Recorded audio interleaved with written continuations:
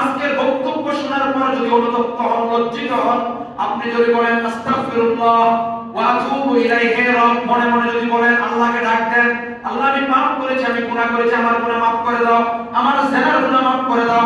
আল্লাহ তাআলা আপনার জিনার গুনাহ maaf করে দিবেন, শিরকের গুনাহ maaf করে দিবেন, মদের গুনাহ maaf করে দিবেন।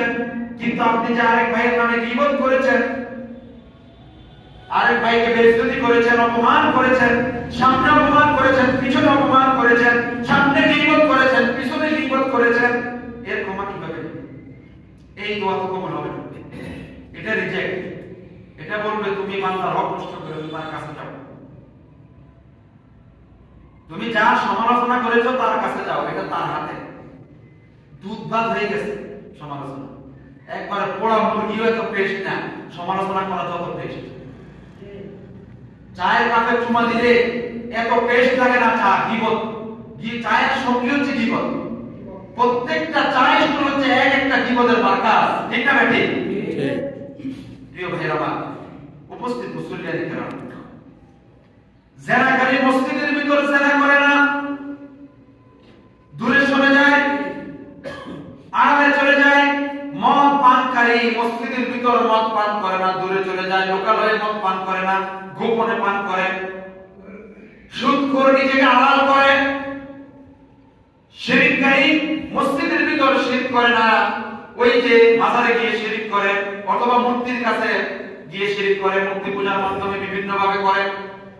কিন্তু গীবতকারী, তার জন্য না মসজিদ আছে, না বাহির আছে, গোপন আছে, রাস্তাঘাট, চা স্টল, যেখানে যান গীবত আছে না নাই? এটা কঠিন পাপ।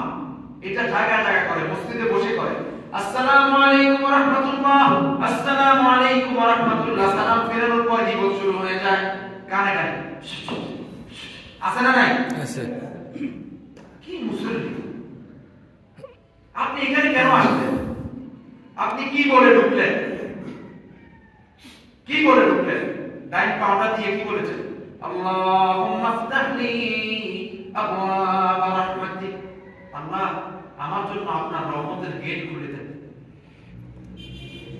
আপনার রহমতের দরজা খুলে দেন। আপনি এই কথা বলে ঢুকলেন, ঢুকে আপনি গীবত করলেন, আপনি মসজিদ অপরিষ্কার, কি হয়েছে একটু হইতে পারে, সমালোচনা শুরু করলেন। মুয়াজ্জিন সাহেব ডিউটি করে না, কই থাকে, কি করে, গীবত। এখানে দায়িত্বরত কর্তৃপক্ষ আছে, প্রত্যেকটা মসজিদে কমিটি আছে, দেশে কমিটির প্রধান আছে। আপনি প্রধানকে মানলেন কোথায়? আপনি সেক্রেটারিকে মানলেন কোথায়? মুতওয়াল্লিকে মানলেন কোথায়? আপনি না তাকে নিয়োগ দিয়েছেন, দায়িত্ব দিয়েছেন। হ্যাঁ, যদি বেশি অসঙ্গতি দেখা যায়, আপনি গোপনে ডেকে খুব বিনয়ের সাথে, যে একটা কথা আছে, যদি কিছু মনে না করেন একটু বলতেন, তখন আপনি উপস্থাপন করতে পারেন। আপনি মসজিদে ঢোকার সময় বললেন আল্লাহুম্মা ফতাহলি আবওয়াব রাহমাতিক, আল্লাহ আমার জন্য আপনার রহমতের দরজা খুলে দেন। আর মসজিদে ঢুকেই আপনি গীবত শুরু করলেন। কিভাবে আপনার জন্য রহমতের দরজা খোলা হবে? কিভাবে আল্লাহ তাআলা আপনার গুনাহ ক্ষমা মার্জনা করবেন? আপনি তো এমন ধরনের তার ফিটিং করে দিয়েছেন, আপনি তো এমন ধরনের পাইপলাইন ফিটিং করে দিয়েছেন, আপনার পুষ্কুণ্ডি থেকে পানি, আপনার টাঙ্কি থেকে ময়লা পানি বের হবে তো দূরের কথা, উল্টা আপনার টাঙ্কির ভিতর, আপনার পুষ্কুণ্ডির ভিতর দুনিয়ার যাবতীয় যা নানা সমালোচনা করেছেন, তার সমস্ত পাপ, সমস্ত গুনাহ ওই তারের দিয়ে, ওই পাইপলাইন দিয়ে আপনার আমল আসতেছে। আপনি, আমরা তো এমনি পাপি থাকি। সমস্যাটা হলো আমরা নিজেকে আল্লাহর ওলি মনে করে বসে আছি। আমরা নিজেকে কি মনে করে বসে আছি? আল্লাহর ওলি মনে করে বসে আছি। দুঃখের সাথে কবি নজরুল ইসলামের জন্য বলেছেন, আমরা সবাই পাপী, আমরা সবাই পাপী, নিজের পাপের বাটখারা দিয়ে অন্যের পাপ মাপি। কয় দিকে আসো, দিকে আসো, তুমি যে কত গুনাহ করছো আমি তোমার মাপ দিয়ে দিই। আমরা সবাই পাপী, নিজের পাপের বাটখারা দিয়ে অন্যের পাপ মাপি। অন্যকে পাপী মনে করি, নিজেকে আল্লাহর ওলি মনে করে বসে আছি। মনে মনে আল্লাহর ওলি হলে হবে, বাস্তবে আল্লাহর ওলি হতে হবে। মনে মনে ভালো মানুষ হলে হবে, বাস্তবে ভালো মানুষ হতে হবে। মনে মনে মুসল্লি হলে হবে, বাস্তবে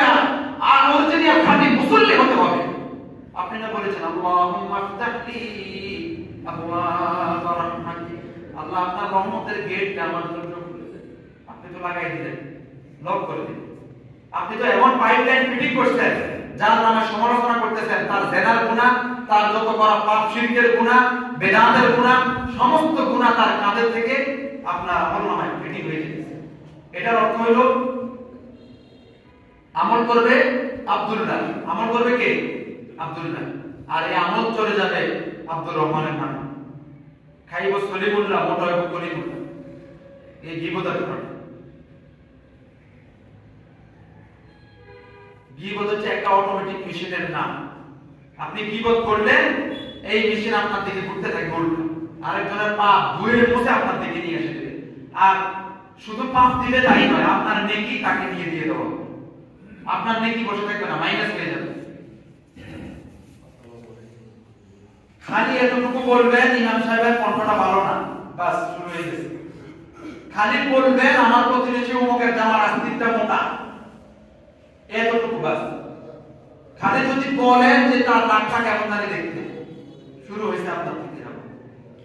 ওই যার নাক মোটা বলেছেন, যার কণ্ঠ সুন্দর নাই বলেছেন, যার হাতার জামার আস্তিক মোটা বলেছেন, যাকে দেখতে খাটো বলেছেন, যে পর্যন্ত তার হাতে পায়ে ধরে মাপ না চেয়ে নেন, যে পর্যন্ত ওই ব্যক্তি আপনাকে মাপ না করবে, ক্ষমা না করবে, ওই পর্যন্ত আপনার মাপের ক্ষমার কোন স্কোপ নাই। প্রিয় ভাইয়েরা আমার, উপস্থিত মুসল্লিয়ানে কেরাম, সূরা হুজুরাত আয়াত নাম্বার 12। কত নাম্বার?